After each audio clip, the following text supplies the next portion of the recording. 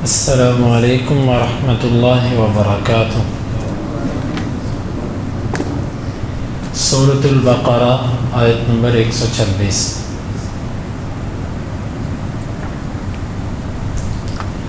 اعوذ باللہ السمیع العلیم من الشیطان الرجیم من ہمزہ ونفخہ ونفثہ۔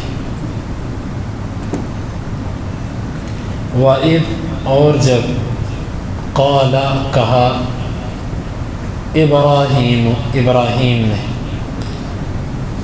ربی اے میرے رب اجعل تو بنا ھذا اس بلدا شہر کو آمینہ امن والا، ورزق اور تو رزق دے اہلہ اس کے رہنے والوں کو،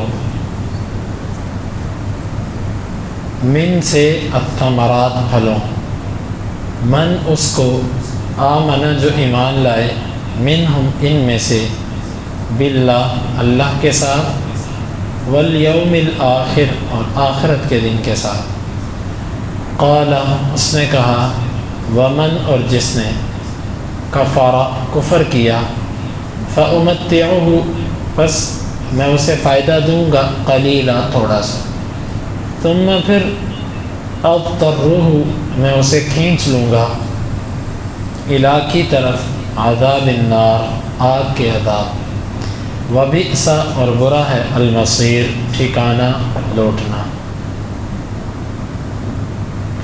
وَإِذْ قَالَ إِبْرَاهِيمُ رَبِّ اجْعَلْ هَذَا بَلَدًا آمِنًا، اور جب ابراہیم نے کہا کہ اے رب تو اس کو بنا دے امن والا شہر، وَارْزُقْ أَهْلَهُ مِنَ الثَّمَرَاتِ مَنْ آمَنَ مِنْهُمْ بِاللَّهِ وَالْيَوْمِ الْآخِرِ، اور تو رزق دے اس کے رہنے والوں کو پھلوں میں سے اسے جو ان میں سے ایمان لائے اللہ اور آخرت کے دن پر۔ قال ومن کفر فأمتعہ قلیلا، اس نے کہا کہ جس نے کفر کیا بس اسے میں تھوڑا سا فائدہ دوں گا، ثم اضطرہ الی عذاب النار پھر میں اسے کھینچ لوں گا جہنم کے عذاب کی طرف، وبئس المصیر اور وہ برا ٹھکانہ ہے۔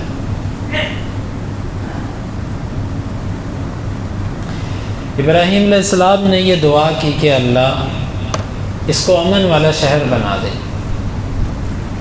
ابراہیم علیہ السلام کی یہ دعا دو موقعوں پر تھی، ایک جب سب سے پہلے اپنے بچوں کو وہاں پر چھوڑا اس وقت، اور دوسرا جب بیت اللہ بنا دیا اس وقت۔ پہلے جب بچوں کو چھوڑا تو کہا کہ اللہ اس کو شہر بنا دے۔ آپ ذرا تصور کریں، 400 سے زائد پہاڑ، وہاں پر نہ کوئی سبزہ نہ پانی، انسانیت کی وہاں پر زندہ رہنے کی کوئی امید نہیں تھی کہ یہاں پر کوئی انسان زندہ رہے گا، لیکن ابراہیم کو دیکھیے اللہ سے دعا کر رہے ہیں کہ اللہ اس کو شہر بنا دے، اور پھر وہ شہر بنا۔ لیکن یہاں پر ایک سبق بھی ہے کہ ضروری نہیں کہ میرے منہ سے الفاظ نکلیں تو ساتھ ہی جھٹکے کے اندر غیبی طور پر ساری دنیا بدل جائے۔ ہم دعا کرتے ہیں، 2 دن دیکھتے ہیں، 3 دن دیکھتے ہیں، کہتے ہیں یار قبول ہی نہیں ہوتی۔ اب مکہ تو ابراہیم علیہ السلام کی زندگی میں بھی شاید ویسا شہر نہیں بنا تھا جیسی وہ دعا چاہتے تھے، تو وہ تو وقت گزرنے کے ساتھ ساتھ مکہ کے اندر ایسی تبدیلیاں آئیں، اور اس سے وہ دنیا کا ایسا شہر ہے کہ کوئی دنیا کا شہر اس کے پائے کا نہیں ہے۔ تو آپ اندازہ کیجئے کہ دعا قبول ہوتی ہے لیکن اس کو وقت لگتا ہے۔ کہا کہ اللہ اس کو شہر بنا دے، اور شہر بھی کون سا؟ آمینہ امن والا۔ چنانچہ ایسا امن ہے اس میں نہ خسف ہوگا، نہ زمین میں کوئی دنسایا جائے گا، اور نہ اس شہر میں اللہ کا عذاب آ سکتا ہے۔ حرم کے اندر اور اسی طرح نہ وہاں پر دجال داخل ہوگا، یعنی کسی قسم کا فتنہ بھی وہاں پر نہیں جائے گا، اور کسی قسم کا اللہ کا عذاب بھی وہاں پر نہیں ہے، اور کسی قسم کا خوف بھی نہیں ہے، شیطانی طاقتیں بھی وہاں پر نہیں چلتی۔ وہ ایسا امن والا شہر ہے، اللہ اس کو امن والا شہر بنا دے۔ اللہ تعالیٰ نے ابراہیم علیہ السلام کی اس دعا کو قبول کیا۔ ہمارے نبی صلی اللہ علیہ وسلم نے بھی اللہ سے دعا کی تھی، کہا کہ اللہ تیرے نبی ابراہیم نے مکے کو حرم قرار دیا، میں تیرے سے دعا کرتا ہوں میں مدینے کو حرم قرار دیتا ہوں۔ اور اے اللہ ابراہیم نے مکے کے لیے برکت کی دعا کی، میں مدینے کے لیے برکت کی دعا کرتا ہوں، اور جتنی ابراہیم نے دعا کی میں اتنی پھر دعا کرتا ہوں، یعنی ابراہیم کی دعا سے 2 گنا۔ چنانچہ رزق کے اعتبار سے مدینے کے اندر فراوانی مکے سے بھی زیادہ ہے، کیونکہ ہمارے نبی صلی اللہ علیہ وسلم کی دعا تھی، اور اس سے ڈبل دعا کی جو مکے کے اندر تھا۔ امن مکے کے اندر، مدینے کے اندر بھی، لیکن مکے کی حرمت مدینے کی حرمت سے زیادہ ہے، لیکن رزق کے اعتبار سے مدینے میں رزق اس کی فراوانی ہے بنسبت مکے کے، کیونکہ اللہ کے نبی صلی اللہ علیہ وسلم نے اس کے لیے دعا کی تھی۔ آپ آج بھی دیکھیں کہ مکے کے اندر جتنی چیزیں ہیں تقریباً وہ باہر سے ہی جاتی ہیں۔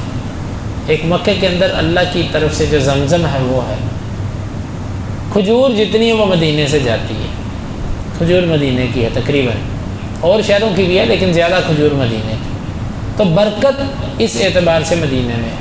آپ صلی اللہ علیہ وسلم نے دعا کی۔ یہاں پر ایک سوال پیدا ہوتا ہے، بخاری کی روایت میں آتا ہے کہ اللہ تعالیٰ نے جب زمین و آسمان کو پیدا کیا تو مکہ کو حرم بنا دیا تھا۔ یہاں پر آتا ہے کہ ابراہیم علیہ السلام نے دعا کی کہ اللہ اس کو امن والا شہر بنا دے، جبکہ دوسری حدیث میں آتا ہے اللہ نے زمین و آسمان کو پیدا کرتے ہی اس کو حرم بنا دیا تھا۔ تو جواب اس کا یہ ہے، اللہ تعالیٰ نے اپنے پاس تقدیر میں جب زمین و آسمان کو بنایا تھا اسی وقت ہی لکھ دیا تھا کہ یہ حرم ہے، لیکن اس کی حرمت سے سب سے پہلے لوگوں کو آگاہ ابراہیم علیہ السلام نے کیا۔ تو گویا کہ ابراہیم نے دعا کی، ان کی دعا سبب بن گئی اللہ کے لکھے ہوئے کے ظاہر کیے جانے کا، اس لیے نسبت ابراہیم علیہ السلام کی طرف کی گئی۔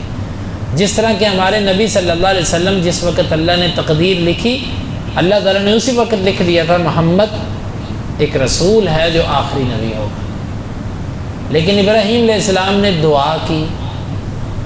آپ سے کسی نے پوچھا تو آپ نے فرمایا کہ دعوت ابی ابراہیم، میں اپنے باپ ابراہیم کی دعا ہوں۔ حالانکہ دعا جب کی اس سے ہزاروں سال پہلے اللہ نے لکھ دیا تھا، لیکن آپ کی نبوت کا لوگوں پر اظہار ابراہیم کی دعا سے ہوا۔ اسی طرح حرم پہلے سے ہی حرمت والا تھا مکہ، لیکن اس کی حرمت لوگوں پر ظاہر ابراہیم کی دعا سے ہوئی، اس لیے ابراہیم کی طرف اس کی نسبت کی گئی۔ وَارْزُقْ أَهْلَهُ مِنَ الثَّمَرَاتِ، اللہ اس کے رہنے والوں کو پھلوں میں سے رزق دے۔ بعض علماء نے یہاں پر یہ نکتہ لکھا کہ یہ نہیں کہا کہ اللہ اس کے رہنے والوں کو تو دانے اور فصلیں دے اور سبزیاں دے، کیوں؟ اس کے اندر مشقت زیادہ ہے، کھیتی باڑی کرنے میں مشقت زیادہ ہے، چنانچہ آج تک مکے کے اندر یہ فصلیں اور یہ کھیتیاں باڑیاں نہیں ہوئی، بلکہ تیار کیا ہوا پھل ان کے پاس جاتا ہے، دنیا کے ہر شہر سے پھل جاتا ہے، ہر قسم کا اناج وہاں پر جاتا ہے۔ یہ ابراہیم علیہ السلام کی دعا ہے۔ آپ ایک اکیلے جانور جو ذبح ہوتے ہیں نا وہاں پر حج کے موقع پر، اس کو دیکھیں، حاجیوں کی تعداد کتنی ہوتی ہے، ہر ملک سے لاکھوں لوگ حج کرنے جاتے ہیں، اور اسلامی ممالک 50 سے زائد ہیں، تو تقریباً 1 کروڑ کے قریب تو کم از کم حاجی بنتا ہے، اور 1 کروڑ جانور جو صرف اور صرف حج پہ ذبح ہوتا ہے۔ اس کے علاوہ قربانیاں جو ہوتی ہیں وہ علیحدہ ہوتی ہیں، اتنا جانور جو پیدا ہوتا ہے اور اتنا جانور ذبح ہوتا ہے، انسان ذرا تصور کرے، اس میں برکت ہے، دعا ہے ابراہیم علیہ السلام کی، اور دنیا کا ہر طرح کا رزق وہاں پر وافر ملتا ہے۔ اللہ تو اس کے رہنے والوں کو پھلوں میں سے رزق دے، لیکن من آمن منہم باللہ والیوم الآخر، اسے جو ان میں سے اللہ اور آخرت کے دن پر ایمان لائے۔ رزق کی دعا صرف ایمان والوں کے لیے کی، کیونکہ پیچھے جب دعا کی تھی نا کہ اللہ میری اولاد میں سے بھی امامت اور نبوت ہوگی، فرمایا ہوگی لیکن ظالموں کو نہیں دوں گا۔ تو ابراہیم علیہ السلام نے جب رزق کے لیے سوال کیا تو اللہ سے ظالموں کے لیے کیا کہ جب پیچھے میرے رب نے ظالموں کو نہیں دیا تو اب ظالموں کے لیے میں رزق کیوں مانگوں؟ لیکن اللہ تعالیٰ نے فرمایا کہ قال ومن کفر فامتعہ قلیلا، نہیں، رزق اس کا تعلق ایمان کے ساتھ نہیں ہے، رزق سب کے لیے ہے، کیونکہ میں نے جس مخلوق کو پیدا کیا اس کو میں رزق تو دوں گا۔ وما من دابۃ الا علی اللہ رزقها، کوئی بھی اگر مخلوق اللہ نے پیدا کی ہے تو اس کا رزق اللہ کے ذمہ ہے، اللہ نے رزق دینا ہی دینا ہے اسے، لہذا رزق نہیں میں روکوں گا، جو کافر ہے میں اسے بھی دوں گا۔ اور دکھنے میں یہ آتا ہے کہ کافروں کو اللہ نے زیادہ دیا ہے ایمان والوں سے، امتحان کے لیے، آزمائش کے لیے۔ فرمایا کہ جو کفر کرے گا میں اسے بھی فائدہ دوں گا، لیکن تھوڑا، قلیلا، فائدہ تھوڑا، تھوڑے سے مراد دنیا۔ اللہ نے دنیا کی جگہ پر قلیل کا لفظ بولا کہ دنیا ہے ہی قلیل، اس کو دنیا میں فائدہ دوں گا بس۔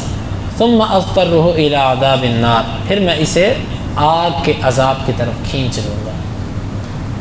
یہاں پر ساتھ ہی ایمان والوں کو یہ بھی کہہ دیا کہ ان کا رزق دیکھ کر تم ان سے مرعوب نہ ہو جانا کہ جی ان کے ملک کی معیشت، ان کا نظام، ان کی ترقی اور ان کا یہ وہ۔ ثم اضطرہ الی عذاب النار، پھر میں ان کو کھینچوں گا جہنم کے عذاب کی طرف۔ وبئس المصیر، اور وہ برا ٹھکانہ ہے۔ یہ ہے وہ ابراہیم علیہ السلام کی دعا جو انہوں نے اس شہر کے لیے کی، اور اللہ تعالیٰ نے اس دعا کو ایسا قبول کیا، ایسی قبولیت بخشی کہ جیسے جیسے دن گزرتے جاتے ہیں مکہ کی رونق بڑھتی جاتی ہے۔ اللہ رب العالمین سے دعا ہے اللہ تعالیٰ ہمیں اس آیت مبارکہ کو سمجھنے کی اور اس کے تقاضوں کو پورا کرنے کی توفیق عطا فرمائے۔ آمین۔